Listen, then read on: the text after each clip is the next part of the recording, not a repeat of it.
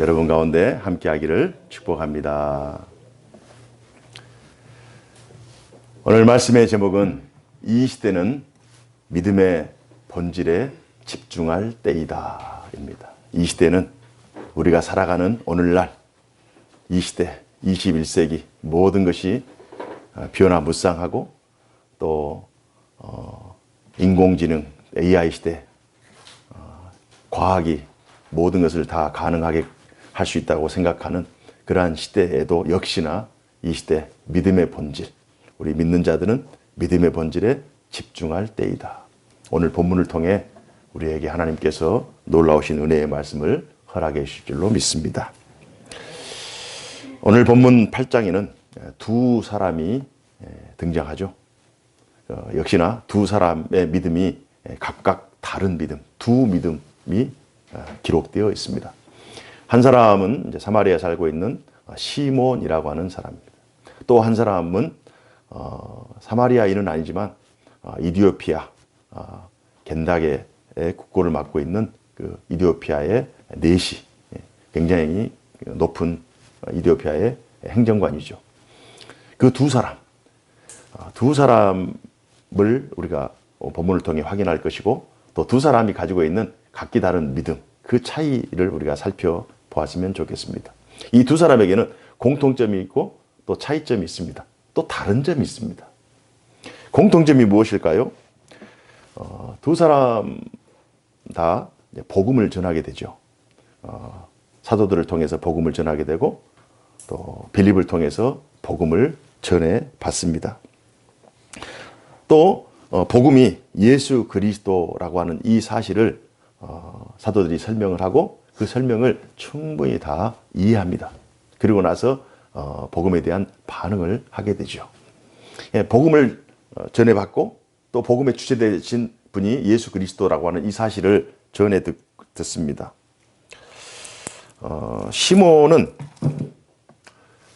사마리아인이기 때문에 이미 800년 전에 아수르의 정책에 의해서 혼혈 정책을 썼잖아요. 그래서 유다 민족과 사마리아인 사이에는 혼혈된 이제 이방인의 피가 있다고 해서 부정한 민족이라고 규정한 다음에 서로 왕래를 하지 않습니다. 그래서 왕래를 하지 않았기 때문에 복음에 대해서 예수 그리스도에 대해서 들을 수 있는 기회가 별로 없었겠죠.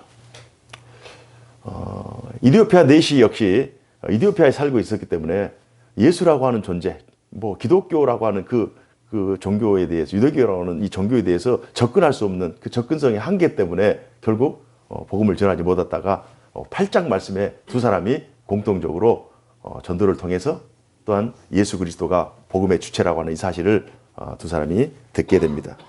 그리고 두 사람 모두 세례를 받게 되죠. 이게 이제 이 두 사람이 공통점입니다. 차이점이 있습니다. 시몬은 빌립과 사도들이 행하는 능력을 보고 자신의 물질, 자신의 은금으로 성령을 자신이 살 것을 요청합니다. 내가 값을 지불하고 당신들이 행하는 그 성령의 능력을 나도 좀 구입했으면 좋겠다. 나도 좀 얻었으면 좋겠다. 내가 재물이 있는데 그 재물을 다 드리고라도 내가 그 성령의 능력을 좀 받았으면 좋겠다. 그러나 네시는 이사야 말씀에 대해서 궁금해하던 중에 빌립에게 말씀을 해석할 것을 요청합니다. 이게 다른 점이죠. 한 사람은 성령의 능력을 보고 그 능력을 돈으로 살 것을 요청하고, 한 사람은 이사야 말씀을 읽고 그 말씀이 무슨 뜻인지 그 말씀을 해석할 것을 요청합니다. 또 차이가, 시몬은 사도들의 책망을 받고요, 자신이 회개했다는 언급이 없어요. 그리고 오늘 사도행전 8장 이후에 이 시몬에 대한 기록이 전혀 없습니다. 그러나 네시는 말씀을 깨달아 알게 되었고 자칭하여 세례를 받고 돌아가서 복음을 전함으로 이디오피아의 70-80%, 지금도 70-80%가 기독교인입니다. 다른 점은 뭘까요? 공통점이 있고 차이점이 있어요.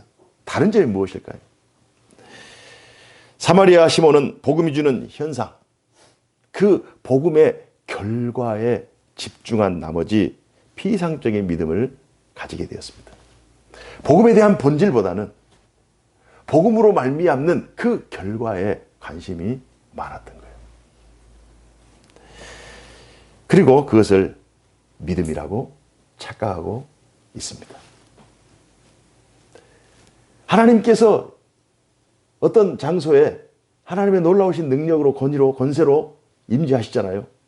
그러면 하나님을 만난 사람들이 있고 그 만남 이후에 이루어지는 그 결과만을 보면서 하나님은 이 결과 때문에 하나님은 살아계시는구나. 하나님은 이러한 일도 하실 수 있는 분이시구나. 하나님은 엄청난 분이시구나 라고 하면서 그 결과를 보고 하나님을 믿게 되고 그 결과가 믿음이라고 생각해요. 그 결과를 보고 믿는 그 믿음이 참된 믿음이라고 생각합니다. 많은 경우가 그렇습니다. 이런 사람들의 약점이 뭐냐? 이런 사람들은 어떤 일이 자신들이 원하는 일이 기도하면서 또 하나님의 그 능력이라고 믿는 그 믿음을 통해서 자기가 원하는 바가 성취되었을 때는 하나님은 살아계신 하나님이고 역사하신 하나님이에요. 그러나 자신들의 계획과 자신들의 뜻대로 되지 않는 늘 실패하고 나락으로 떨어지는 깊은 수렁이나 깊은 터널을 지날 때는 하나님에 대한 믿음이 희미해져 버립니다. 결과만을 보고 믿는 믿음. 이 시몬의 믿음이 그런 사람들의 그 믿음을 대표하고 있어요. 반면 이디오피아 내시의 믿음은 복음 그 자체에 집중합니다. 내시는 광야에서 만났기 때문에 사람들이 변화라든지 복음의 결과를 바라보지 못했어요. 보지는 못했어요. 자신이 이사야의 말씀을 읽던 중에 그 말씀이 너무 궁금해서 빌립을 만나고 그 빌립에게 그것을 해석해 줄 것을 요청합니다. 그에게는 기적도 어떤 표적도 볼 기회가 없었습니다. 오직 말씀을 통해 성령의 역사하심을 경험했어요. 그럼 오늘 본문을 통해서 우리가 무엇을 느낄 수 있을까요? 말씀을 통해 말씀의 본질을 통해 하나님을 알아갈 때 하나님에 대한 진정한 이해가 생성된다는 사실입니다. 그 놀라운 복음의 결과, 그 복음의 역사의 그 증거들, 그 현장에서 시몬은 그 결과만을 보다가 결국 믿음을 잃어버려요. 그러나 이디오피아 내시는 하나님께서 이루어진 그 역사를 보지는 못했지만 그러나 말씀을 통해 성령의 역사하심을 통해 자신을 변화시키시는 하나님의 그 능력을 경험함으로 끝까지 복음의 놀라운 증인의 역할을 감당합니다. 500년 전 종교 개혁자들이 그 암울한 시기에 왜 그들이 오직 성경을 외쳤는가? 왜 오직 성경을 외쳤는가? 인간의 영혼은 하나님의 말씀을 들을 때 변화되기 때문입니다. 하나님의 말씀이 우리의 영혼에 임할 때, 우리의 영적 자아를 각성시킬 때 그 가운데 놀라운 회개가 일어나고 변화가 일어나고 사람이 개혁되는 거예요. 부흥도 개혁도 다 하나님의 말씀이 역사함으로 일어나는 하나님의 놀라운 역사인 줄로 믿습니다. 그러면 우리는 어떻게 이 말씀을 우리의 삶에 적용할 것인가? 하나님이 원하시는 신앙생활의 패턴은 무엇일까? 성경에 기록된 말씀의 사람들처럼 삶을 사는 것입니다. 자, 오늘 두 사람을 소개했어요. 한 사람은 신앙의 결과만을 바라보고 이것이 믿음인 줄 알고 착각하고, 다른 한 사람은 하나님의 말씀 그 자체에 집중하여 삶을 변화시킵니다. 자, 그렇다면 우리는 전자와 후자 중에 어떤 사람의 영적인 패턴을, 믿음의 패턴을 따를 것인가? 바로 후자죠. 후자. 그러면 이 이디오피아 내시 겐다게의 국고를 맡은 이 내시는 어떤 믿음을 가지고 있는가? 그는 과연 어떻게 했는가? 그의 삶을 한번 추적해 봐야 돼요. 그가 한 것은 어떤 복음에 대한 결과가 아니라 어떤 현상이 아니라 하나님 자체를 집중한 거예요. 하나님을 집중했어요. 하나님을 집중해. 복음 그 자체, 복음이 본질이기 때문에 그 자체에 집중한 것입니다. 환경과 상황에 힘들고 어려울수록 일반 사람들은 자신이 처한 환경과 상황만을 보려고 합니다. 너무 어렵기 때문에 어떤 사람들은 자신을 도와줄 사람만을 찾는 경우가 있죠. 신자랄지라도 어려움에 처하면 사람들만을 찾아요. 어떤 사람은 어려우면 어려운 상황에 빠져서 그 상황만을 바라보면서 기도의 자리나 오늘 작년 기도했던 것처럼 말씀의 자리로 가지 않고 그 환경만 바라보면서 그냥 주저자리에 주저앉고 있어요. 어떤 사람들은 일부겠지만 그 자리에 주저앉아 자신의 능력을 한탄합니다. 내가 좀 더 잘했으면, 내가 좀 더 준비했으면, 내가 좀 더 실수를 하지 않았으면, 내가 좀 더 지혜로웠으면, 내가 좀 더 미리 이것을 알았더라면 이런 실수가 나에게 이루어지지 않았을 텐데 하면서 자기 자신을 한탄하고 자기 자신을 질책합니다. 위기 상황에 처했을 때 사람들의 반응이 다양하죠. 그러나 하나님의 사람은 문제 상황의 중심에서 문제나 상황만을 바라보는 것이 아니라 또 어떤 사람들의 도움의 손길, 물론 하나님께서 도움의 손길을 붙여주시죠. 그러나 그것이 첫 단계가 아니라 그 위기 상황을 극복하기 위해서 가장 중요한 것, 문제가 터졌을 때 또 위기 상황이 나에게 도달했을 때 가장 먼저 하는 일은 하나님을 바라보는 거예요. 하나님을 응시하는 거예요. 하나님, 내가 이렇게 어렵습니다.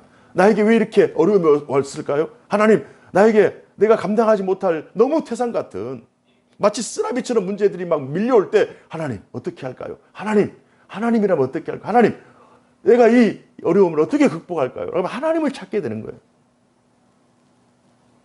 문제를 허락하신 하나님의 뜻을 찾는 것이 기도죠. 이 문제를 왜 하나님께서 나에게 주셨을까? 문제 없는 인생은 없거든요.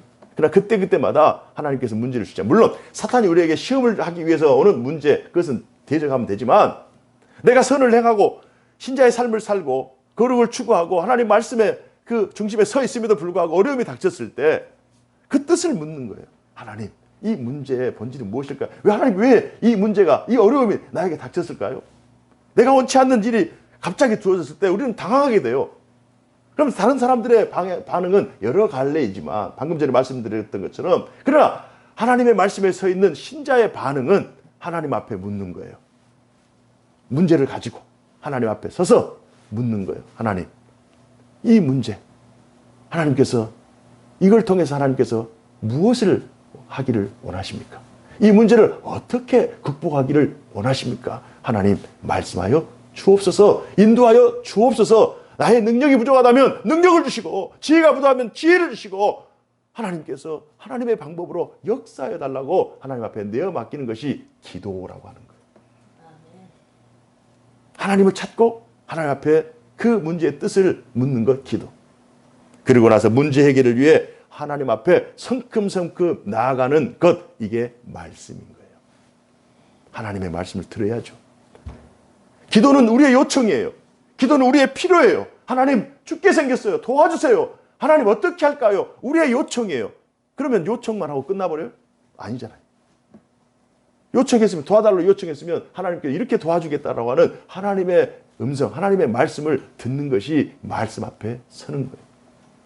그래서 하나님의 백성들은 위기 상황 속에서 하나님을 찾는다. 그럼 무조건 하나님만 100번 부르짖는다고 그 문제가 해결되지 않는 것이 아니라 하나님 앞에 문제를 내어 맡기고 하나님의 그 일하시는 때에 그 시간 동안 하나님의 말씀을 들어요. 하나님 말씀을 통해서 하나님의 음성을 들어요. 그것이 하나님 앞에 집중하는 거예요. 시대가 변화무쌍하죠. 10년 후에 지금 있는 일자리가 과연 몇 개나 남아있을까? 10년 후에 지금 상상도 하지 못할 일자리가 몇 개가 더 생겨날까? 우리가 정말 예측 불허한 시대, 정말 변화무쌍한 시대를 우리가 살아가고 있는데 우리는 한치 앞을 못 보잖아요. 알 수가 없잖아요. 문제는 계속 다가올 거예요. 그런 상황 속에서 과연 우리는 어떻게 현실과 또 미래의 문제들을 해결해 나갈 것인가? 이 시대에 믿음의 본질에 집중할 이유가 바로 그 이유예요. 변화되는 환경만 바라보거나 또 어려운 상황만 직시하기보다 환경은 더 어려워질 수도 있고 상황은 우리가 예측한 것보다 더 급속도로 변화될 수 있어요. 그걸 쫓아가지거나 따라갈 수가 없어요. 내가 모든 것을 다 준비하겠다. 내가 모든 걸 다 예비하겠다. 내가 모든 것이 준비됐으니까 나는 안심하다.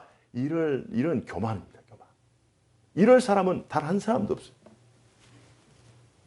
이 어려운 시기에 과연 우리는 어떻게 믿음을 지킬 것인가? 믿음의 본질에 집중하는 그 믿음의 본질이 무엇이냐? 하나님의 말씀을 묵상하고 하나님 앞에 자문하고 하나님 앞에 응답을 구하는 하나님께 집중하는 거. 하나님께 집중하는 거예요. 내시가 복음에 집중했던 것처럼 하나님께 집중하는 것이 믿음의 본질인 줄로 믿습니다. 시험을 치르는 학생들이요, 문제를 받잖아요. 그러면 크게 객관식과 주관식을 받죠. 객관식은 그래도 가능성이 있잖아요. 사지선다형이 나오면 굴려도 25%예요. 오지선다형이 나오면 그래도 20%의 확률이 있어요. 그러나 우리가 인생을 살면서 다 객관식의 문제만 주어집니까? 이거 아니면 저거, 아니면 선택지가 4개 있는데 그 4 중에 내가 고르면 돼. 그러면 너는 정답이야. 이런 인생은 없어요. 우리의 인생은 백지와 같아요. 우리의 미래는 백지예요. 거기에 주관식의 문제가 나옵니다. 그것도 서술형으로. 주관식의 문제, 예기치 않은 상황 속에 우리에게 문제가 막 주어지는 거예요. 그 문제가 누가 우리에게 시험 볼 때 누가 우리에게 알려주면 그건 문제가 아니잖아요. 하나님과의 관계라고 하는 그 관계 속에서 믿음의 실력, 믿음의 능력, 이걸 가지고 우리가 현실 속에서 우리에게 주어진 그 현실의 싸움에서 시험을 치러야 되는데 그 시험을 통과하느냐, 그 시험을 통과하지 못하느냐, 그 순간순간마다 주관식의 문제가 우리에게 서술형으로 주어진다니까요. 시험을 많이 쳐보셨겠지만 시험을 치는 학생들에게 있어서, 수험생들에게 있어서 가장 중요한 것이 뭘까요? 자기 생각대로 답을 하면 되나요? 특히 주관식이고 서술형인데 자기 마음대로 쓰면 되나요? 아, 나는 이 부분이, 이 출제자가 이 문제가 냈는데 이 문제 내가 그냥 원하는 대로 내가 아는 만큼 그냥 내 뜻대로 그냥 나는 쓰고 나왔어. 그러면 불합격이죠. 내 마음대로 썼어. 그러면 자기 마음은 후련하지만 그러나 결과는 불합격이에요. 가장 중요한 것은 문제를 보면서 출제자의 의도를 파악하는 것입니다. 출제자의 의도를 파악하는 거예요. 왜 출제자는 이 문제를 이렇게 냈을까? 이 문제를 통해서 나로 하여금 어떠한 대답을 듣기를 원할까? 이게 기도예요. 기도. 하나님께서 왜 문제를 나에게 주셨을까? 하나님께서 이 어려운 상황을 왜 나에게 이렇게 허락해 주셨을까? 나는 도무지 알 수 없지만 그러나 분명히 이 문제를 주신 하나님의 뜻은 있을 것이다. 그리고 그 뜻을 서술형으로 서술해 나가는 것이 말씀에 서 있는 사람. 내 생각이 집어가면 안 되고 내 능력은 그 문제를 해결할 수 있는 능력이 없어요. 지혜도 없어요. 그래서 하나님의 말씀을 힘입어 그 문제를 해결하는 거예요. 그 문제, 이게 참된 하나님 나라 시험을 치르는 수험생의 모습인 줄로 믿습니다. 시몬이라고 하는 사람은 시험의 결과, 복음의 능력의 결과만을 바라보면서 결국 그 결과를 쫓아가는, 마치 신기루를 쫓아가는, 그러면서 결과적으로 사도행전 8장 이후에는 그의 삶이, 그의 믿음의 그 흔적이 사라져버려요. 그런 하나님의 말씀, 어떤 상황 속에서도 하나님의 말씀을 붙잡고 그 진리의 삶을 살기를 작정하면서 그렇게 살아갔던 이디오피아 내시는 자기의 후손, 그 한 나라를 구원하는 놀라운 역사의 주인공으로 사용된 줄로 믿습니다. 우리의 믿음의 선배, 500년 전 종교 개혁을 일으켰던 그 우리의 믿음의 선배들이 그 칠흑 같은 어둠 속에서 사람들이 다 종교적인 현상만 바라보고는 그 시대 속에서 아니다. 우리는 하나님의 말씀의 본질로 집중하자. 오직 말씀, 오직 성경, 오직 하나님의 은혜, 오직 하나님의 영광, 오직 하나님 예수 그리스도라고 하는 이 표를 붙잡고 종교개혁을 일으켜서 결국 시대를 변화시킵니다. 그 시대의 변화를 통해서 개신교가 지금 500년 이상을 진행하고 있어요. 시대가 변한다고요? 예측 불허의 시대다고요? 사람들은 예측 불허의 시대라고 해서 당황할 수 있지만 하나님 전지전능하고 또 지혜로우신 하나님께서는 이 모든 되어지는 모든 일들을 다 주관하고 계시기 때문에 하나님을 의지하지 않고서는 시대를 이길 수 있는 다른 방법이 없다는 것입니다. 그래서 우리는 오늘 말씀을 통해 반드시 해야 될 일이 있어요. 그 말씀은 자기의 존재를 규정. 자기의 존재에 대한 확실한 입장을 정리를 해야 돼요. 이게 점검이라는 단어로 이제 점검 한번 해봅시다. 시대가 변하고 상황이 변하는데 믿음 없는 사람들은 또 믿음이 약한 사람들은 그럴 때 믿음을 가지고 있는 사람들은 그 상황을 보면서 1대1로 대처하려고 하지만 그러나 정말 지혜로운 말씀에 서 있는 사람들은 자기의 존재의 능력을 가지고 그 시험, 그 어려움 상황을 뚫고 나가는 거예요. 그래서 자기 존재를 규정하는 거예요. 자기 존재를 한번 다짐해 보는 거예요. 그래서 정의를 내려보는 거예요. 오늘 믿음을 한번 체크를 해보는 거예요. 몇 가지로 체크할 수 있어요. 나는 지금 하나님께 집중하고 있는가? 나는 오늘도 하나님 앞에 집중하고 있는가? 나는 이 문제를 보면서 문제만 보고 있는가? 아니면 사람들에게만 이렇게 관심이 쏠려서 사람들의 도움만 구하고 있는가? 아니면 어려운 중에도 하나님께 여전히 집중하고 있는가? 어려운 중에도 하나님 앞에 집중하고 있다면 그는 하나님 중심의 삶이죠. 어려운 중에도 하나님의 말씀으로 그 문제를 해결하려고 하면 말씀 중심의 삶이죠. 어려운 중에도 하나님 앞에 예배하면서 그 문제를 해결하려고 하면 예배 중심의 삶이죠. 어려운 중에도 하나님 교회에 나와서 신앙 공동체와 함께 더불어서 서로 위로하면서 서로 기도하면서 해결하려고 하는 것이 신앙 공동체 중심의 삶이죠. 나는 하나님께 집중하고 있는가? 아니면 하나님께 주신 선물, 어떤 현상, 어떤 증거물, 그것에만 집중하고 있는가? 체크를 해봐야 돼요. 두 번째는 나는 먼저 그의 나라와 의를 구하고 있는가? 나는 먼저 그의 나라와 의를 구하고 있는가? 내가 하는 일이 아무리 상황이 어렵고 아무리 내 계획과 내 뜻대로 어긋나고 있는 그 일들이 지금 일어나고 진행되고 있는 그 상황 속에서도 내가 하는 이 일이 과연 하나님의 나라에 합당한가? 내 생각, 내 뜻의 관철이 아니라 하나님이 기뻐하실 만한 일인가? 하나님의 영광이 되는 일인가? 하나님의 의가 나의 삶을 통해서 지금 진행되고 있는가? 아니면 나의 성공, 나의 유익, 나의 자랑, 나의 계획을 늘 먼저 구하고 있지는 않는가?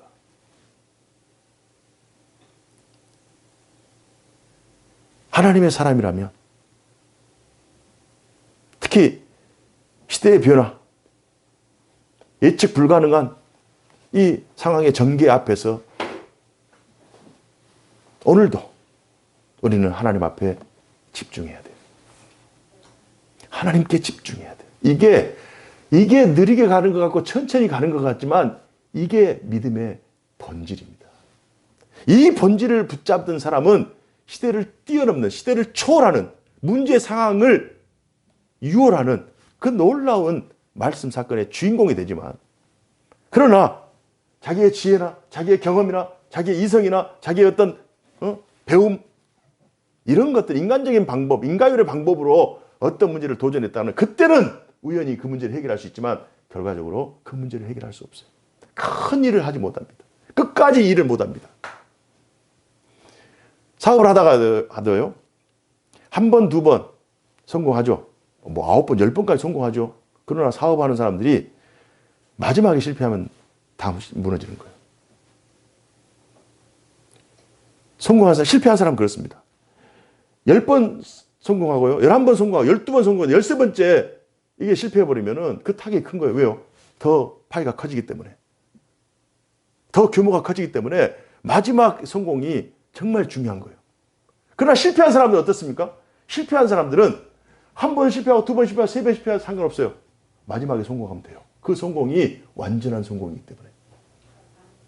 우리가 인생을 살면서 내 생각대로, 내 계획대로, 내 뜻대로 하다가 수없이 많은 실패를 했잖아요. 저만 실패했나요? 우리 모두 다 실패를 하고 있어요. 내 생각대로, 내 의지대로, 내 계획대로, 내 경험대로 다 하다가 실패를 했어요. 그럼 오늘 말씀을 통해 그러면 실패를 많이 한 사람들에게 있어서 마지막 성공이 완전한 성공이기 때문에 오늘 이 말씀을 통해 나는 이제 문제가 주어지고 어려운 상황이 주어질 때 나는 하나님의 방법으로 하나님께 집중해야 되겠다. 하나님 앞에 기도하러 나아가야 되겠다. 하나님의 말씀을 통해서 이 문제를 해결해야 되겠다라고 하는 그 마음을 가지고 그 실패의 끝자락일지라도 내 인생의 마지막 어려운 그 어려움의 순간일지라도 오늘 말씀을 통해 하나님의 말씀의 자리로 하나님께 집중하면 그의 인생은 마지막에 승리한 승리자로 남을 줄로 믿습니다. 그래서 실패를 너무 두려워할 필요도 없어요. 그리고 성공에 대해서 너무 자만할 필요가 없어요. 올라갔다 떨어지기도 하고 떨어졌다 올라가지 않는다. 그럼 과연 끝에 누가 웃을 것인가? 성공을 계속 하는 사람들이 끝까지 성공하기 위해서는 자기의 지혜로는 안 된다니까요. 시대가 너무 변화무쌍하고 대적자들이 너무 많기 때문에 자기의 지혜로는 이게 인간이라고 하는 이 사이클이 30년, 20년, 30년 주기로 이렇게 가다가 변화되잖아요. 시대를 따라갈 수가 없어요. 시대의 변화를 쫓아갈 수가 없다고요. 그것을 선도한 나는 이겨낼 수 있다. 이건 교만이라니까요. 그래서 끝까지 성공하기 위해서는 하나님의 지혜를 구해야 되고 계속 실패한 사람 역시도 하나님 앞에 지혜를 구해야 끝내 승리, 최후 승리의 승리자로 설 수가 있는 거예요. 이번 한 주도 오늘부터 시작해서 또 시작됩니다. 오늘 말씀을 통해 나는 시몬의 그 믿음의 자리에 설 것인가? 아니면 정말 이름도 하지 못하지만 국고를 맡은 겐다하게 국고를 맡은 요왕의 그 행정관 그 자리에 내가 서 있을 것인가? 저는 여러분들이 말씀을 의지하여 삶을 이겨내고 잘 견디고 문제를 해결하여 위기 상황 속에서도 하나님께 집중하는, 그래야 하나님께 더 가까이 나아가 하나님의 은혜를 구하고 또 하나님의 응답을 받고 삶을 이기며 승리하는 복된 인생 사시기를 주님의 이름으로 축복합니다. 기도하겠습니다. 은혜로우신 하나님 아버지 감사합니다. 오늘 짧은 내용의 설교이지만 그러나 우리의 인생의 삶에 있어서 우리가 어떤 믿음의 방향을 가지고 또 믿음의 본질을 집중할 것인가를 말씀을 통해 확인했습니다. 우리 안에 두 마음이 있고 우리 안에 두 갈래의 삶의 선택지가 있을진데 오늘 말씀을 통해 우리가 어떤 경우에도 어떤 상황 속에서도 하나님 앞에 집중하는 믿음의 본질을 선택하는 믿음의 사람의 삶을 살게 하여 주옵소서. 그래 이번 한 주 동안도 오늘 말씀을 통해 또 오늘 말씀을 기준으로 삼고 수없이 많은 선택지 중에 30%, 40%, 50% 승률을 높이게 하여 주시고 하나님 앞에 더 크게 영광을 돌리는 저희들 되게 하여 주옵소서. 개인이 그렇게 되기를 소망합니다. 또 가정이 그렇게 되기를 소망합니다. 우리 교회가 그렇게 되기를 소망합니다. 주님 역사하여 주옵소서.